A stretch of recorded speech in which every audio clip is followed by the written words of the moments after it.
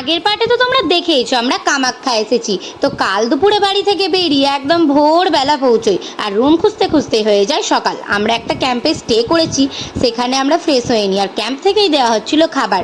তো আমরা সকালের খাবারটা খেয়ে রেডি হয়ে বেরিয়ে পড়ি ঘুরতে যাওয়ার জন্য। ক্যাম্প থেকে বেরোতে না বেরোতে আমাদের দেখা হয়ে যায় মহাদেবের সঙ্গে। আর হ্যাঁ, আজ কিন্তু আমরা মা কামাখ্যার মেন মন্দিরে যাচ্ছি। আশেপাশে গুয়াহাটিতে যেসব মন্দিরগুলো আছে সেগুলো দর্শনের উদ্দেশ্যে আমরা বাসে করে আমরা যাই, আর বাস থেকে নেমেই হাঁটতে শুরু করি। তারই মধ্যে আমাদের চোখে পড়ে রোপওয়ের ব্যাপারটা। আমার তো অনেক দিনের ইচ্ছে, ড্রিম বলতে পারো। এর আগে টিভি সিরিয়ালসে ভিডিওতে দেখেছি, সামনে কখনো দেখিনি, এর ওপর ওঠা তো দূরের কথা। তো আমি বাবাকে বলি যাওয়ার জন্য, বাবা একবারেই হ্যাঁ করে দেয়। তো আমরা সবাই টিকিট নেওয়ার জন্য চলে যাই। না, পার পার্সনের 200 করে টিকিট ছিল, আর টিকিট নিয়ে আমাদের চেক করে ওয়েটিং রুমে বসানো হয়। আর আমি তো প্রচুর এক্সাইটেড ছিলাম।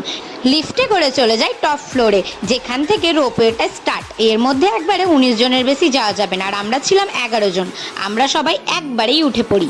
সবাই যখন নদীটা পার হয়ে যাচ্ছিল তখন তো একটু দেখে ভয়ও লাগছিল, কিন্তু প্রচুর ইচ্ছেও ছিল। এর মধ্যে থেকে পুরো ভিউটা এনজয় করতে থাকি। সচক্ষে এরম সুন্দর দৃশ্য দেখা মানে আমার কাছে তো এটা অনেক বেশি। আমি তো রোপওয়ের ওপর চড়তে পেয়ে অনেক অনেক অনেক কথাই বলে বোঝাতে পারবো না। আর আমার মা বাবা দাদা সকলের অনেক ভালো লেগেছে ব্যাপারটা। হ্যাঁ, তোমাদের মধ্যে অনেকের কাছে এটা কিছুই না, কিন্তু আমার কাছে এটা অনেক কিছু। তোমরা বলতেই পারো যে এমএ একটুতেই খুশি হয়।